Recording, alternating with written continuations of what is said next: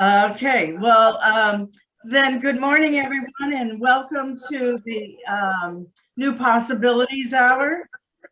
This week, we will be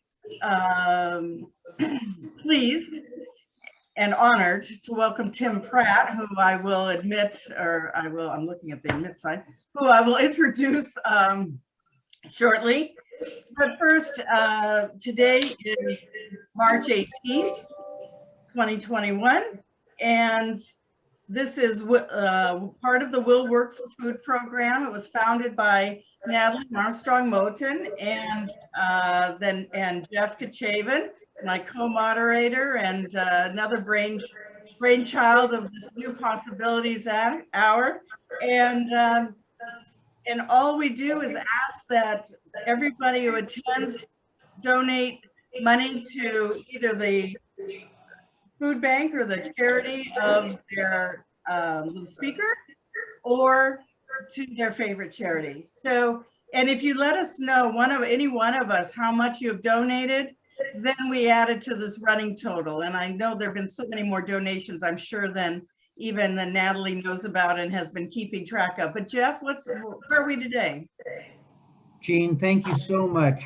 Our audiences are so incredibly generous with the food banks designated by our speakers and others. I'm just so excited to say that we've now, we're close to $90,000 since we began this program. The total as of today is $89,065. And so our colleagues in the ADR and litigation communities, you've just been so generous. Thank you all so much for your contributions to food banks, and we're looking forward to many more contributions in honor of Tim Pratt and the wonderful presentation we know he's going to make today. Back to you, Jim. Thank you. Thank you, Jeff. Isn't it amazing? Almost $100,000 since the spring, and that's just what Natalie knows about. So anyway, thank you all so much. That's just great. That's feeding quite a large number of people, a lot of meals. Anyway, let's get on to it. Today, I'm so honored and pleased to introduce Tim Pratt. Tim, I've known for many, many years, and he's a wonderful person. And in his professional life, and aside from being a wonderful person, he's a former executive vice president, chief administrative officer, and general counsel at Boston Scientific. And before that, he was a trial lawyer with a national practice at Shook, Hardy and Bacon. He has served as president of the Federation of Defense and Corporate Counsel and of Lawyers for Civil Justice. Tim has been selected as one of the best lawyers in America. Legal 500 named him to the Corporate Counsel 100, which identifies the most powerful corporate legal advisors in the United States. And in 2016, he was honored by the Burton Award as a legend in law. He is a frequent speaker on topics such as leadership, ADR, happiness, the law, and lawyering.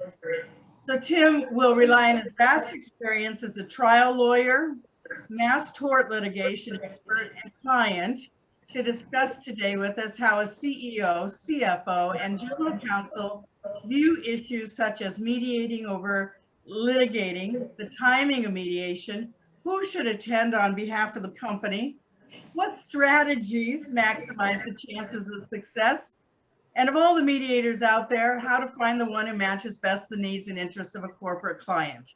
So without further ado, I turn the floor over to you, Tim, and if you tell us about your preferred charity or food bank first. It's more than a food bank, it's also a food bank. But tell us about that, and then the floor is yours, and can't wait to hear what you say. Thank you so much. Well, I hope everybody can hear me okay. Thanks for that introduction, Gene. It's very, very kind. And I feel like, I'm running a public television, telethon. Good. Let's get over $90,000. Come on, chip in. I'll match the first 1,000 or something. But the charity that I'm here to sort of promote is called City Union Mission. It's based here in Kansas City. It's about 100 years old, and it kind of lives to provide warm beds, nutritious food, and shelter, places of safety for People are impoverished, people are homeless, men, women, children, families. It's got shelters, it has food banks, it's got recovery programs, it has after-school programs for children, summer camps for children, thrift stores. It does a lot of things for people in need, people who need food, people who need money, people who need shelter, people who need safety, and people who really need hope. And I'm a big supporter of it. It doesn't take money from the government, from United Way. It's all based on people like us. So thank you for considering it. cityunionmission.org is the name of his website. So it seems like I'm going to be talking about a lot today, according to Gene. I think I should start with this. You know, who am I? One thing I'm not is a mediator. I'm not, never have, never will. I admire mediators. I mean, they've got that ability to be calm and cool and work through obstacles and all of that. My personality isn't that. I mean, if I were a mediator, about 20 minutes into it, I'd say to one side, you need to move here. I'd say to the other side, you need to move there. And if they say no, I'd go, okay, we're done. That's it. Go. Don't waste my time. Out of my office. Go. And that doesn't make a good mediator. That's for sure. So I kind of know what I can do pretty well and things I can do very poorly, and mediation is probably something I can do very poorly. One thing I did for the first 30 years of my professional career was, you know, I was one of the hired guns for big companies with a lot of big litigation. That's what I did for Shook, Hardy and Bacon. I tried cases around the country. I did mediation on all sorts of cases. Some of them one-off cases here, there, and everywhere. A lot of mass tort cases, a lot of class actions, MDL cases. I mediated hundreds and hundreds of cases, and the ones that didn't work out, I tried them. But that's sort of what I did. I was in a way that the hired gun. You know, I'll do what you want me to do. I'll go in and fight for you in the mediation room. If we don't do it there, I'll fight for you in the courtroom. And I really enjoyed that, and was privileged that companies continue to hire me to do that kind of work. And then in 2008, I had a shift of things. I was hired to be, as Gene mentioned, Executive Vice President, General Counsel, Chief Administrative Officer, and Corporate Secretary of Boston Scientific. Some of you may know Boston Scientific, some of you may not. It's one of the largest medical device companies in the world, revenues of over $10 billion. It's got 27,000 employees around the world. In my job there, I had hundreds, on occasion, thousands of people reporting up into me. I was a member of the executive committee. I was sitting on the C-suite with the CEO and CFO and all the other division presidents. And so that's sort of, you know, what I did. The other important thing about Boston Scientific, you know, is when I went there in 2008, they had a lot of litigation. They had intellectual property litigation. They had government, criminal, and civil investigations. They had class actions. They had mass tort matters. So they had a lot of litigation, not just in the United States, but internationally, in Asia, Europe, and Latin America. And it was sort of my job as a general counsel to help manage that to conclusion. So I certainly enjoyed it, but it changed my perspective a bit, if you will. Because no longer was I the hired gun, which is what a mediator is in a way, and outside counsel is in a way. I was the client. I was the one who had the most to gain or lose from mediation. So I cared more about it because the outcome had really significant implications to me, either favorable or unfavorable. So when you start seeing things through the eyes of the client, you start going, okay, how do we decide what matters to mediate? How do we pick a mediator? And so when I moved in-house, for the time I was there, for that long period of time, it was a perspective I'd never seen as an outside lawyer about how a major company at the C-suite executive level manages litigation. But there's a caveat to that. I learned that there are kind of two kinds of litigation in a major company like Boston Scientific. One of it, volume-wise, probably the greatest, are these one-off products cases, commercial cases, just employment cases, disputes, individual against the company. We took those seriously, and they actually meant a lot to the people involved. But at the end of the day, I, as a general counsel, didn't really pay much attention to those. We mediated them, but often we were forced to mediate. And somebody would say, we got this case in San Diego. It's a one-off case involving an alleged product defect. We need to mediate. We'll pick a mediator. Here's the authority. Go forth and conquer and tell me how it goes. I wasn't very much involved, and certainly other people on the C-suite were not involved. They had no idea. This is just kind of the running of business for a major company. But then there are those other cases. These are the high-profile cases, the cases that threaten the financial well-being, the reputational interest, the commercial interest of a major company. And those got my attention. And those got the attention of people on the C-suite. I'm talking about someone claiming that one of their patents infringed one of our best-selling products, or a government investigation, or a class action, or a trade secret matter, a big dispute, antitrust, these kinds of things that could really have a significant impact on the company in so many different ways. Well, those are the ones we paid attention to. And those are the ones we sort of talked about, because we wanted to find out, and I'm talking now about we meaning the CFO and the CEO, what's our risk of winning or losing on this thing? A lot of people are talking about it. What are the odds if we take this thing out to conclusion? What's it going to cost us? If we lose, what's the outcome? How much is it going to cost us in terms of defense? So what's the financial outlay on this? So, and there are people watching these things.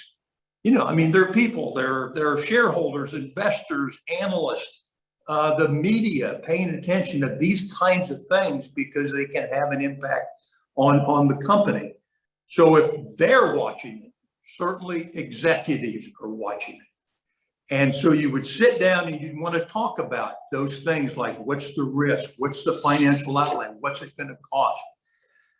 What is not just the financial cost to the company? What's the non-financial risks associated with this litigation?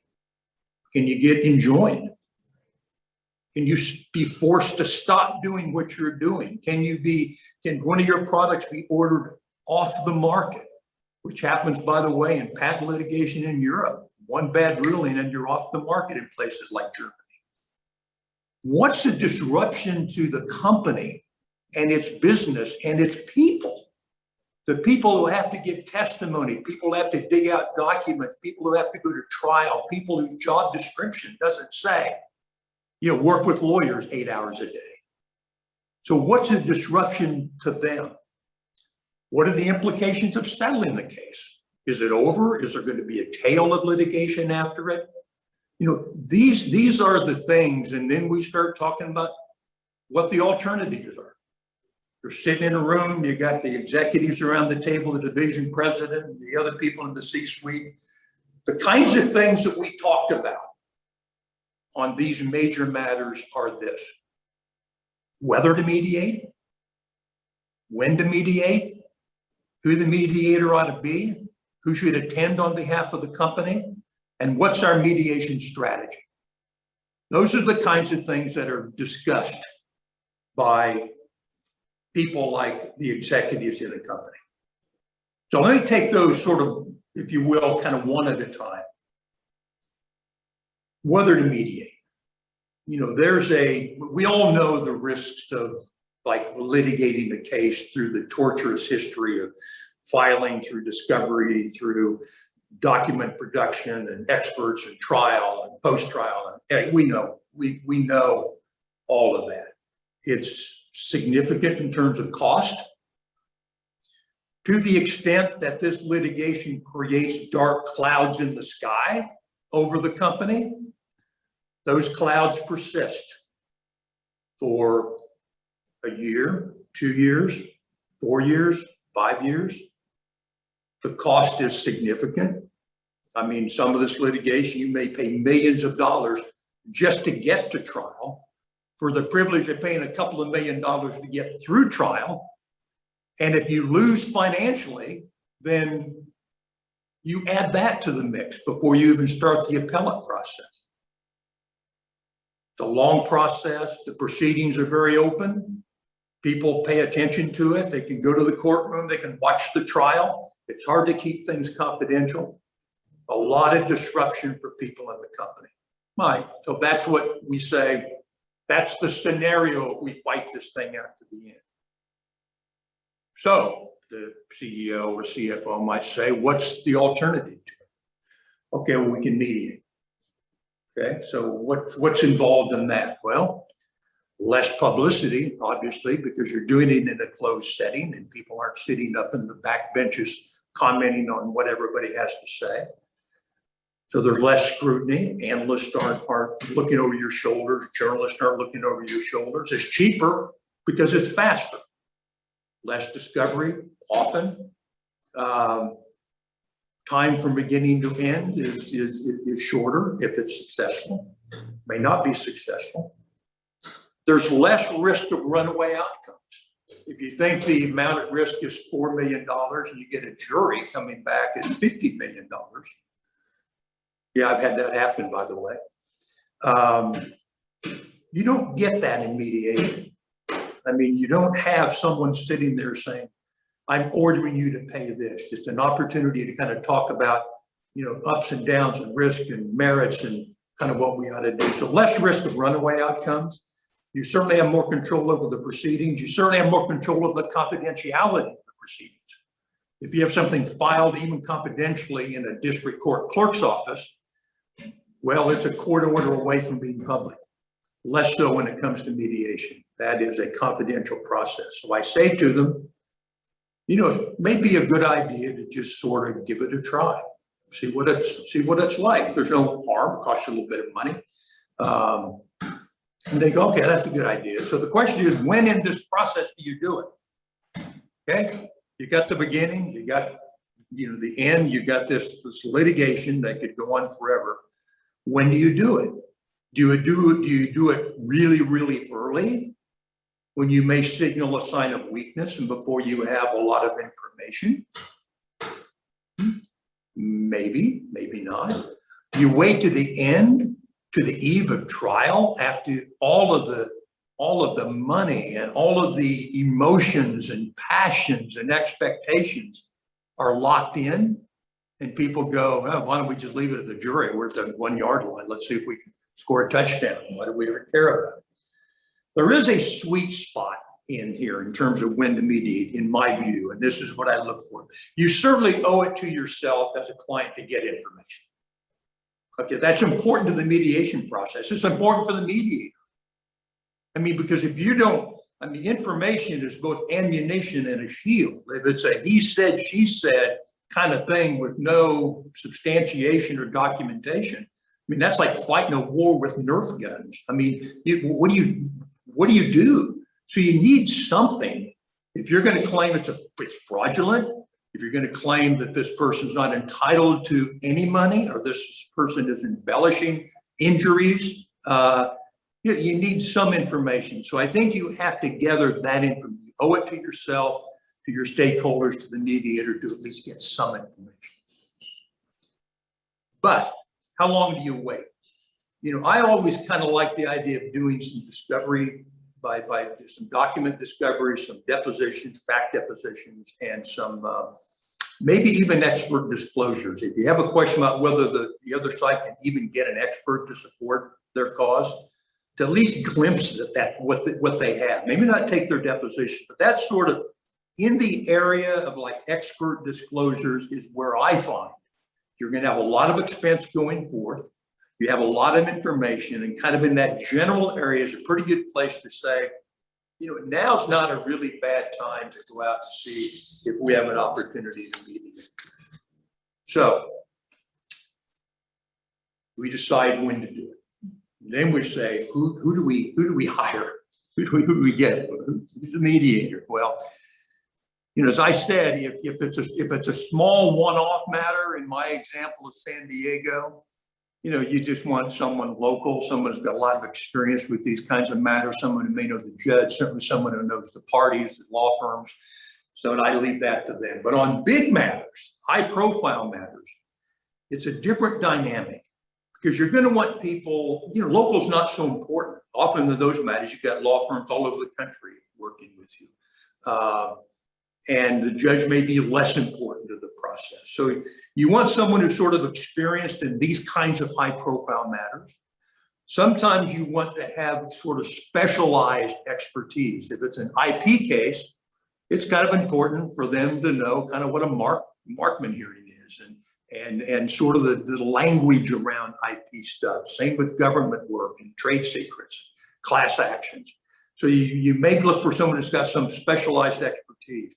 You certainly want someone who's acceptable to the other side. A lot of these high profile things are big versus big, company against company, me against the government. So, these are fairly sophisticated people. So they have views on who they want. So you can't really force a mediator on anybody, but you also want someone that, as I said, yeah, this is someone I think could be really good. Someone who's got the right temperament to deal with the big personalities in a room when you deal with high profiles. I'll talk about who's in the room in a little bit. And it takes a certain style to be able to kind of manage those kinds of things.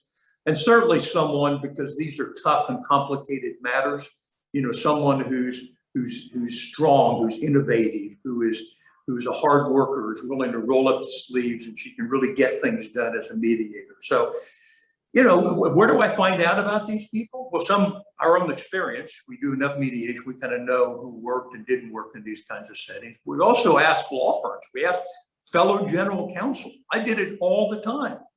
I've got this matter, it's a big intellectual property matters pending here. Who have you used is successful? And it's amazing how candid fellow general counsel are about people who work and maybe just as importantly, people who won't work. So, okay, now we got a mediator picked up. Now we have even a mediation set. All right, we're ready to rock and roll. So who should attend for the company? I'm talking now about these high profile matters. Should the general counsel go? I went to some, not all, because I think if I showed up, general counsel of a Fortune 300 company, that sent the signal that, wait, maybe they're worried about this. So I'd go if the other side's general counsel would go. I'd sometimes bring a division president in to the extent that there's an issue about the commercial activities and just how you navigate through those. I'd bring in the division president. I'd certainly bring in someone who's like the intellectual property expert in my department if it's an IP case, because they know the language. They certainly work through this whole thing. So you want someone who's got experience in mediations on your side of the table for sure. I kind of brought that to the general counsel role because of my background. You want someone to know enough about the case and the issues to be constructive in the process, and someone who's really high enough in the organization to speak for the organization and to be able to say, this is where the company is. Someone who may have talked to the board about it and who can speak with that kind of confidence when it comes to kind of mediating through the process. So now we've decided all of that.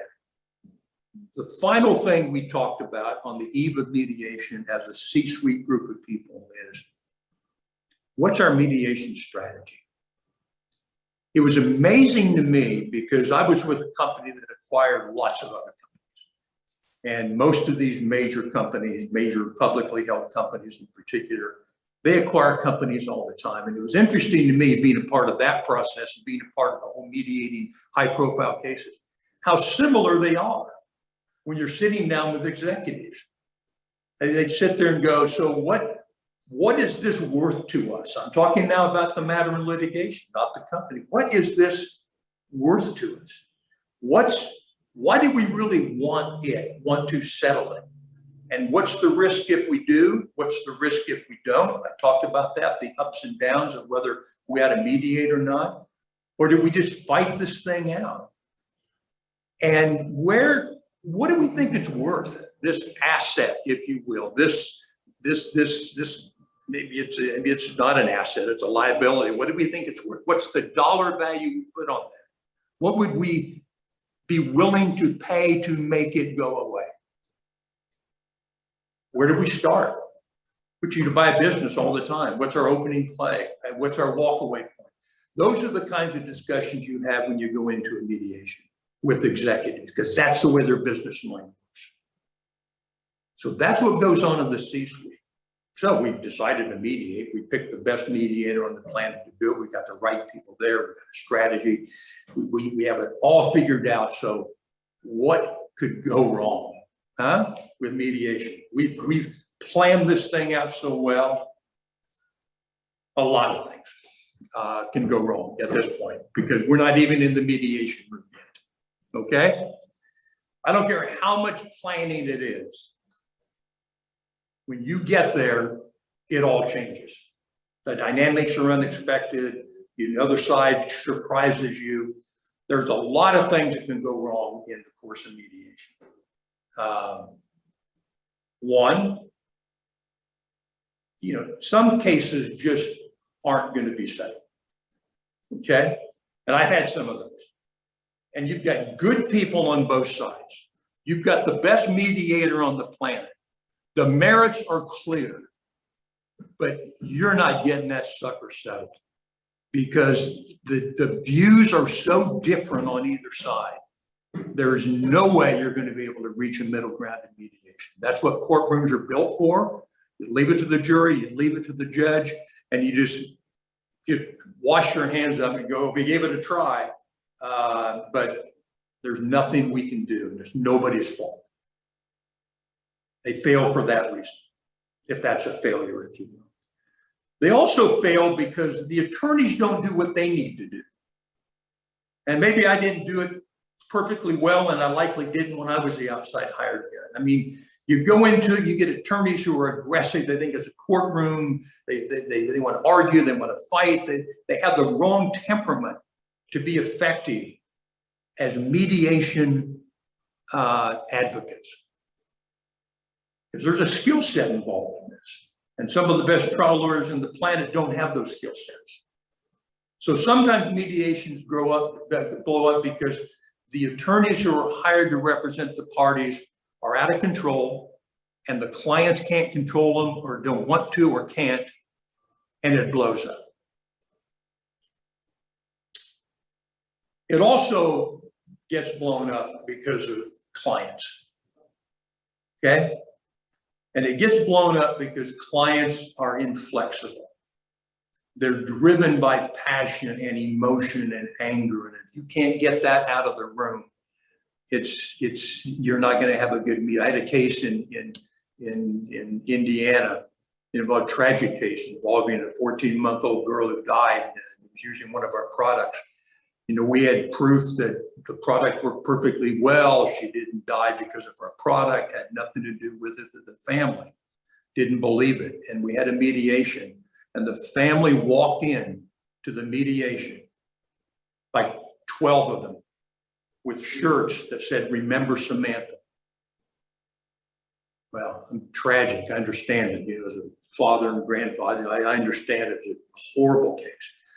But there was no way that case was going to be settled. No way. We tried it. Got a defense verdict affirmed on appeal, and the case really bothered me because of the 14-month-old little girl who died. So sometimes it's the clients that just can't, for lots of reasons, get together with the other side. Sometimes it's a mediator. Sometimes it's the mediator. So I want to spend kind of a little bit of time now talking about what happens in the mediation room and sort of the role of mediators in making things happen or not happen. Because you need to know, those of you who mediate for a living, we talk behind your back. When you go to the other room, we're muttering about blah, blah, blah. That's just what we do. And you get thick skins, you may not care about it, but we do. And so I want to talk about 10 things that clients like me may mutter when you're out of the room, things that may sort of impede the mediation process. And kind of the things you can do as mediators, maybe to keep that from happening or keeping that from becoming an impediment to a successful outcome. And I picked 10 because in the talks I give, 10's my number. I've given talks on the 10 commandments of rainmaking, 10 commandments of networking, 10 commandments of cross-examination, 10 rules to success in the practice of law, 10 keys to happiness. So much so that a buddy of mine gave me a little plaque once. It was a bronze number 10 that was encased in a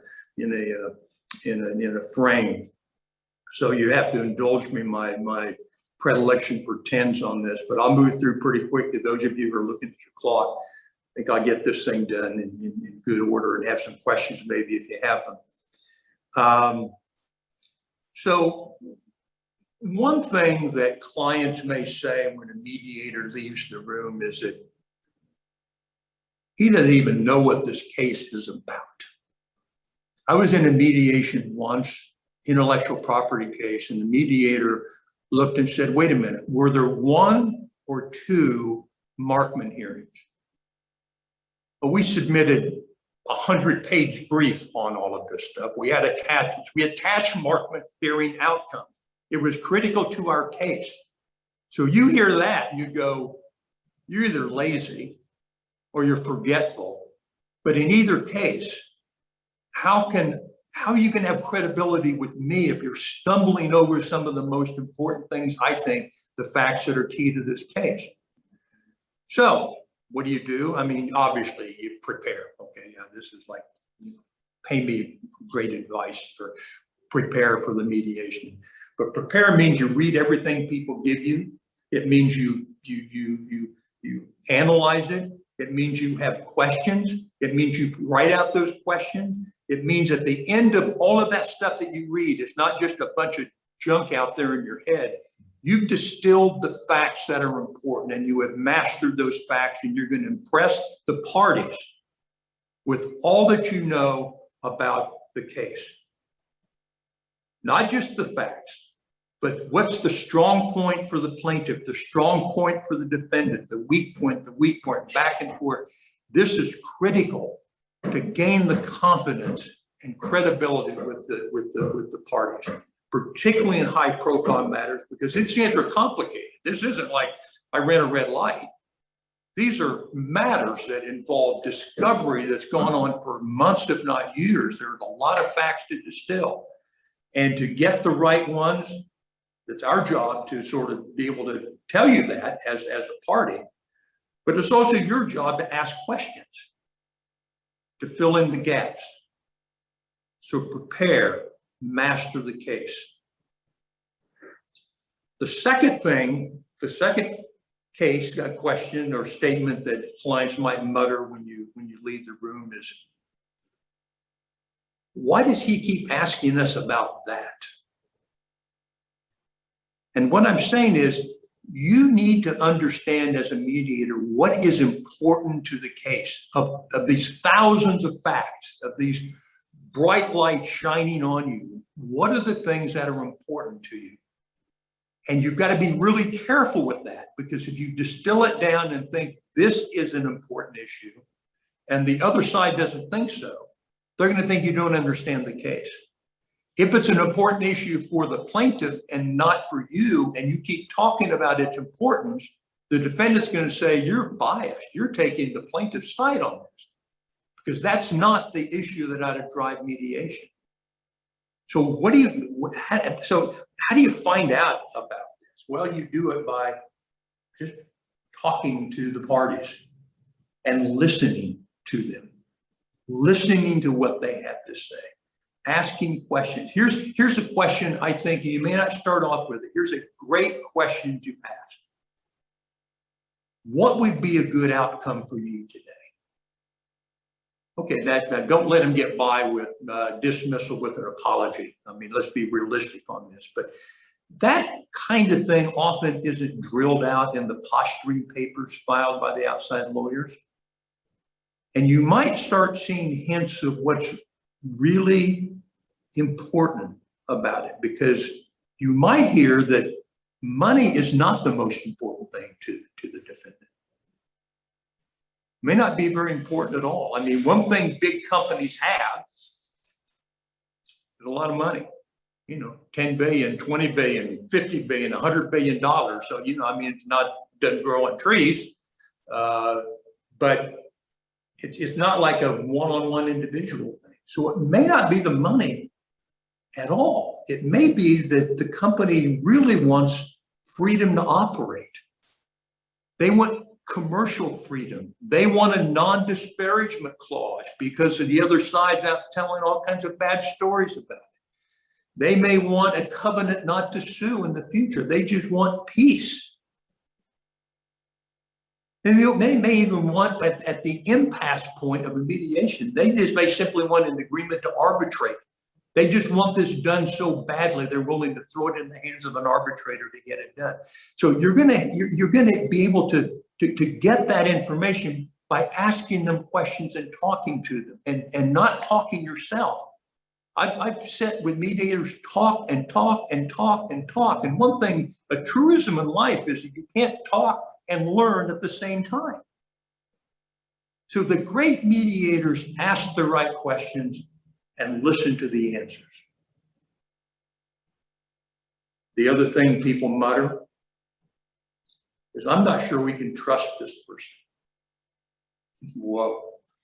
I'm telling you what, if you're a party and the sense of the room is that they don't trust the mediator, that's it. I mean, suspicion just eliminates transparency and candor. And transparency and candor are the mediator's best tools when it comes to reaching a solution. So it's like a graph, you know, with a y-axis and x-axis. If you've got like posturing on the left and time on the right, what you expect a mediation to be is high on the left with posturing, and then drops down as time goes on, because, okay, we're done with that. We had our sample. I feel like a virtual science teacher here talking about graphs and everything, but that's it. If you flatline on posturing at the top, the case will never get solved, because nobody's going to know what the people really want. And you'll find out what the people really want by building a relationship of trust and confidence with the other people in the room. You do it by not being disagreeable or contentious. And yes, believe it or not, I've been in the room with mediators who are both disagreeable and contentious. Didn't trust them. You don't present a truth, you know, just because the other side says so. Once you start sort of presenting the other side's story as truth, you're building a wall with the people who hear that, going, wait a minute, that's not the case. You seem to be believing it. So you got to be open and likable and understanding. You got to build a relationship with the people in the room. If you do that, you build the kind of trust that is going to drive a successful outcome. The other thing that people would mutter behind your back, who does he think we are, his minions? I actually like this one. I was in a mediation once, I won't tell you who and I won't tell you where. Big matter. And on my side of the table was me, the division president who ran like a $4 billion business for the company. The other side had the chief IP officer. I mean, it was like a who's who of these companies, high-level executives and lawyers. We're sitting in the room, great big room, and this mediator comes out, solemn, sits at the end of the table and says, okay, here's how things are going to go. I'm going to give you 5 minutes for an opening statement. And then I'm going to ask questions. I'm going to ask a question. You look at me with the answer. You don't look to the other side. Only one person per side can talk at a time. Always look at me. Don't characterize what the other side says. Your job here is to talk about your side, not. And I'm going, I hate this guy. And I met him like 2 minutes ago. And I get the rules, I get all of this kind of stuff, but if somebody comes in, and I'm now talking about that same, when I was in private practice, and I had like a one-off case and somebody walks in judge-like, I'm used to judges, okay? Okay, they're a little bossy, but I get it. Okay, I'll go along with it. But if you got a room full of executives who they don't get in front of judges, and they're going, the hell, what are we dealing with here? I mean, for executives, these are people who have run major businesses. They've been treated with respect by everybody under them. People listen to them. They don't have people dictate to them what's going on. And to try to curry favor with a bunch of executives in mediation by coming out and basically saying, I'm the boss, I'm the emperor, you listen to me, it's not going to work. You can't be dictatorial to people who dictate to others for a living. You can't push around people who are in a position to push other people around. You can't try to shut up people who talk for a living. And you can't out-tough a bunch of executives who basically got to where they are by being tough. Okay. So don't do that. If you want trust, confidence, someone to really like you, don't do that. But on the other hand, by the way, the other end of it, don't be weak. Don't be obsequious, because we executives don't value that either. We brought you in for a reason, and to we agree with everything you say, and that's going to be a discrediting feature for a mediator too. But just remember, respect the people in the room and earn their respect. The other thing people mutter, getting down, watching the clock here, Jeff, Gene, cut me off. I'm kind of impressed that this whole thing's working, because I spent most of my life, with having somebody, manage my schedule and my calendar and hook up, these video things and all. I'm flying on a high wire right now, but I'm not a Zoom expert, so I hope you all still with me. I don't know, maybe I've been talking here to myself, but but we'll watch the clock. We got some questions we'll get to. So another thing that people sometimes mutter is that he talks all the time. He doesn't really care what we think. And that's kind of a variant of what I just said a little bit ago. People who come in and say, okay, here's how mediations are going to handle. You get this long form that's sent out from the mediator's office. It's one size fits all. And often one size doesn't fit all. And I try to make that point to you, that people, the issues are different, the parties are different, the lawyers and the cases are different. So I was on an ADR panel once, believe it or not. One of the questions was, well, should there be opening statements? And man, this one meeting, of course, there's always an opening. You have to have an opening statement. You got to the other side. It's ridiculous. You got to have an opening statement. I'm sitting in the middle, and I said, doesn't it kind of depend? Shouldn't you ask the parties? In the case of that, I told you about that case in Indiana involving, Samantha. My view, I'm not a mediator, an opening statement in which the company lawyers are looking to this family talking about, well, I'm sorry about the death of your little 14-month-old, but we didn't do it.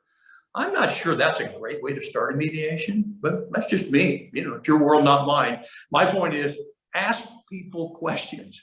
Do a pre-planning call. I can't do it for all of them, maybe but in some of these big high-profile matters, I thought it's very effective when the mediator would call and say, hey, what do you think we ought to do? How's it work? Who should be there? And I think when you do that, you open yourself up to the idea that one size doesn't fit all.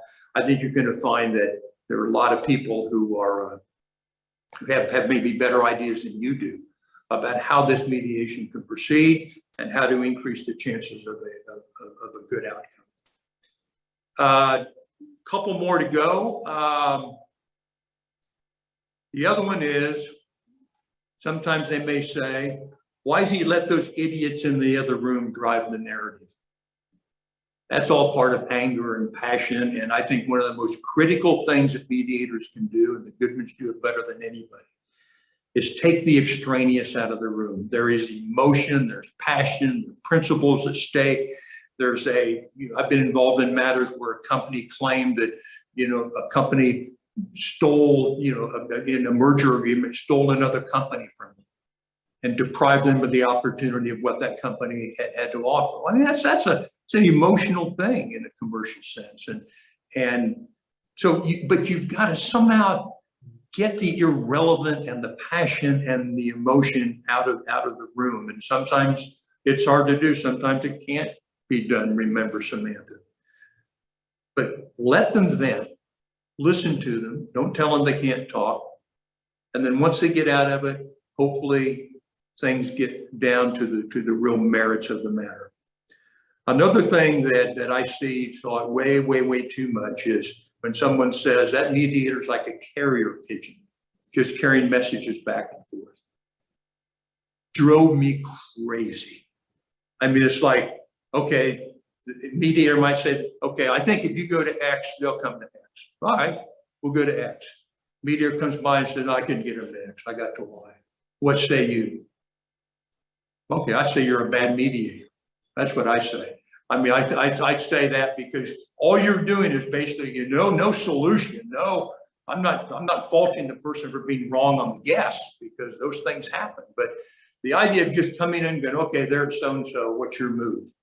That doesn't do any good at all. If I can hire somebody off the street to carry bag money back and forth. And it's the person who's like the innovative person, the person who can break through an impasse. And, I'm not going to talk to you about tactics. I don't have time and I don't have the expertise. You have the arrows in the quiver. You know what to use. I just emphasize that, money does count. And I've actually find, much to my surprise, that the mediator's number gambit works. I'm always surprised at that. I mean, but it does. The idea of like bringing people to a point, and it's kind of a third party assessment. This is what I think the case is worth. And I found over a lot of mediations that kind of moved people on both sides. And the non-monetary features, the ability to think beyond the money, as I talked about, can be really important. Is it an apology, non-disparagement, commercial freedom, things like that? Ask the people what really counts, as I said. Okay, just a couple more. Why does he keep looking at his watch, being patient? I told you why I couldn't be a mediator, why you all are so good at it. It takes a while for mediation magic to happen. You got to build relationships. You got to get kind of the emotion out of the room. And for me, 15-minute meetings drove me crazy when I was in the corporate world, but that's not mediation. It takes time. You got to listen. You got to validate. You got to move through impasses and not give up. And I remember, I love this mediator. We mediated for like 4 hours. And I said, this is where we got to get to. We got to get to X. The other side came in and said, no, but there's our line in the sand. It's Y. And I said, well, that's the end. And this mediator looked at me and she smiled and said, the end? This is a beginning. And we ended up settling that case. And I just remember thinking, I mean, this is this patience that people have, how it makes a difference, critically important. Next to the last thing is this idea of someone saying, we're out of here, they can go to hell, and start packing the bags to leave. I think mediation is a little bit like marriage. Marriage don't go to bed angry.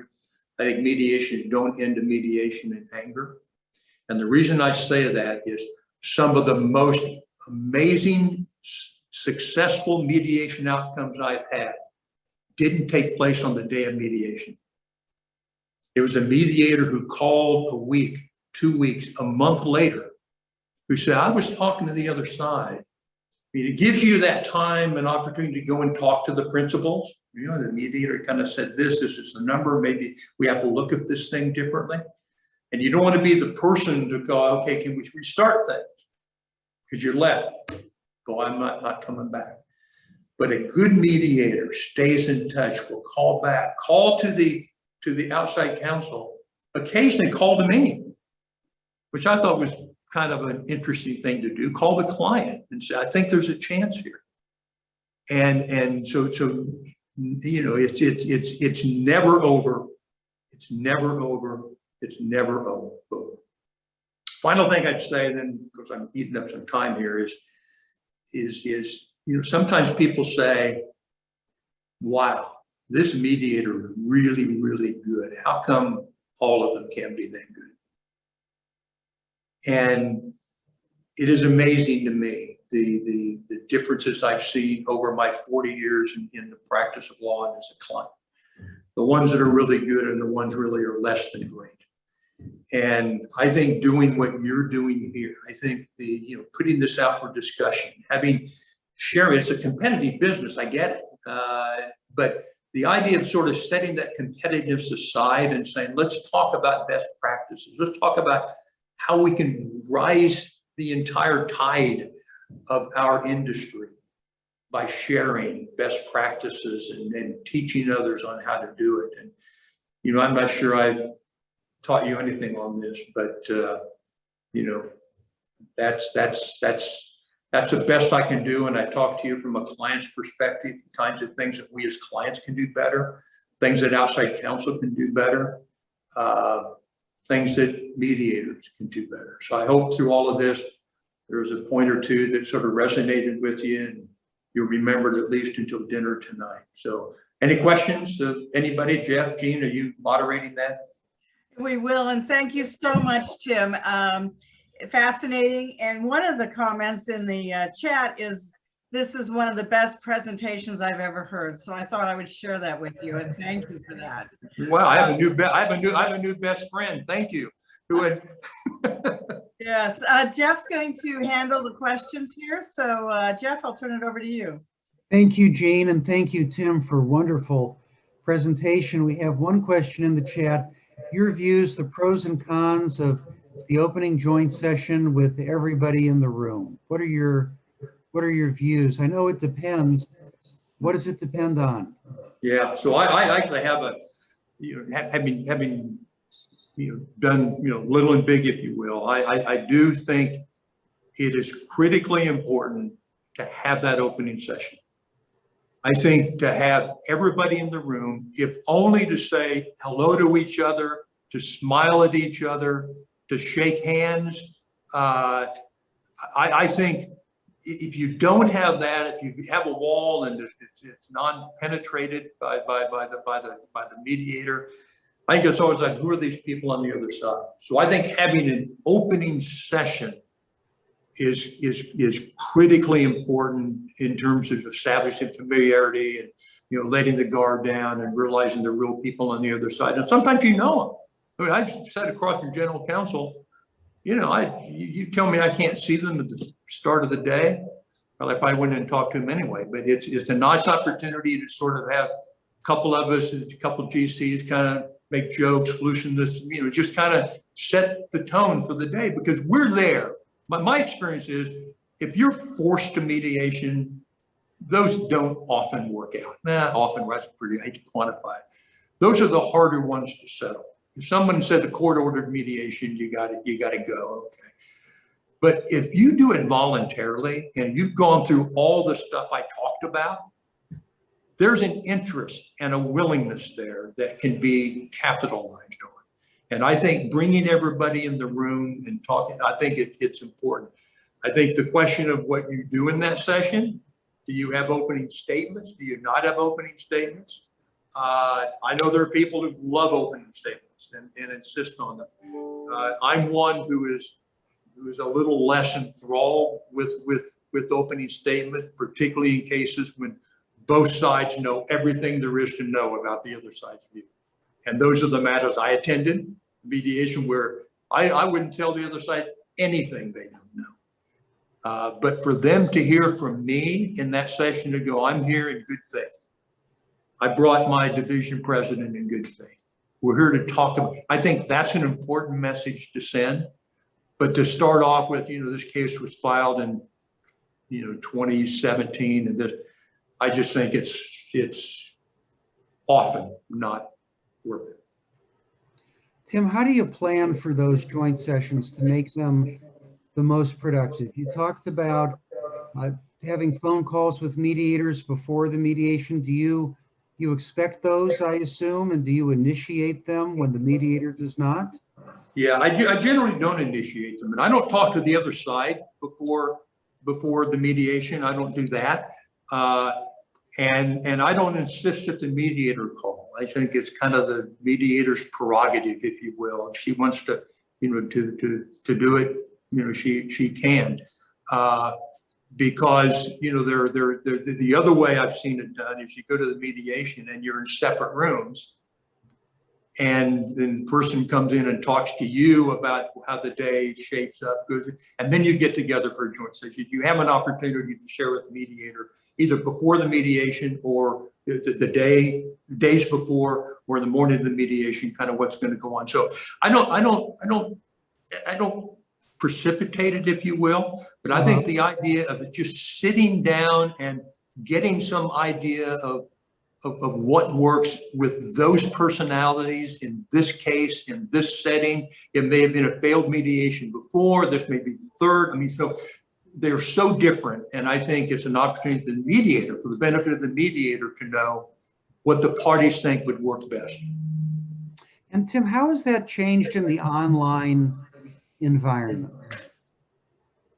Yeah, well, as I, it's interesting. I don't think Gene made this point so much. So I recently retired, and I said 2020 was a great year to be retired.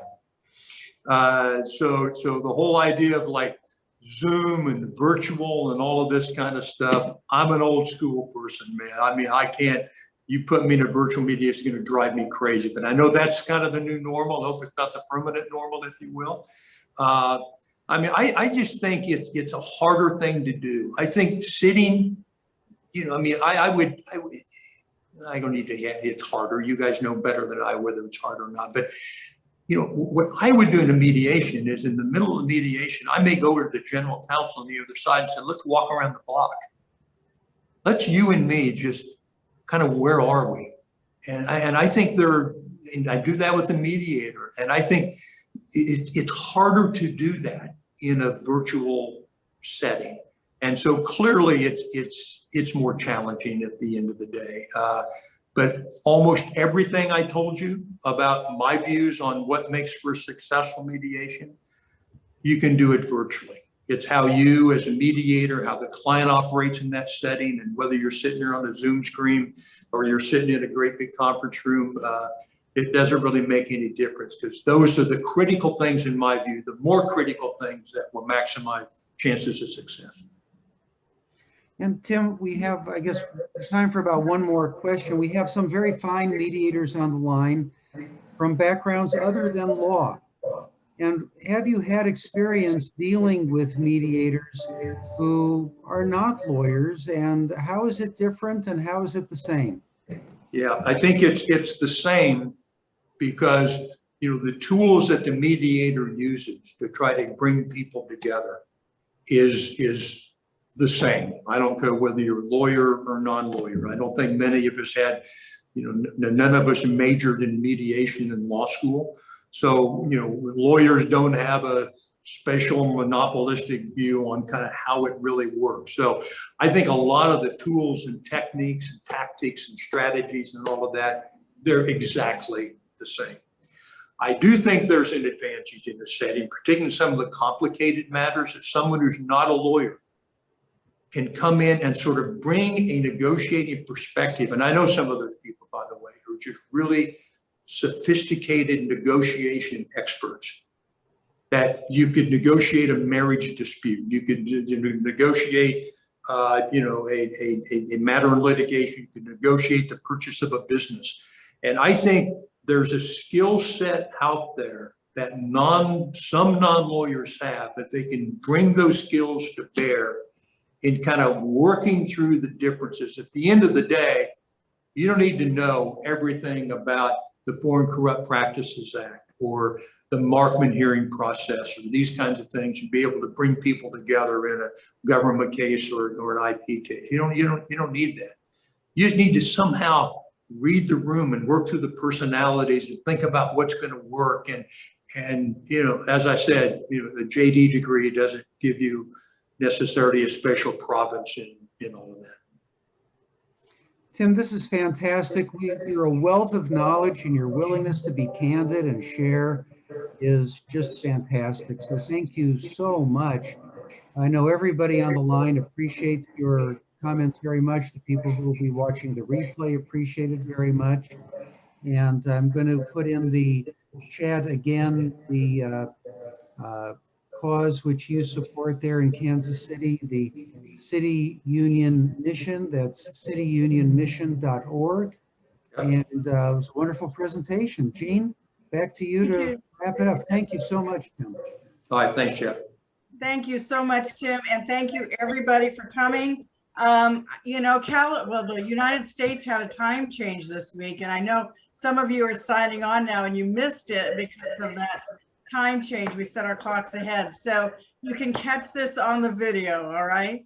And thank you all again, and thank you for your generous donations. Please let one of us know if and how much you might be donating so we can add it to the total. Thanks again. Thank you, everybody. Appreciate it. Thanks for the opportunity. Thank you so much, Tim. Bye.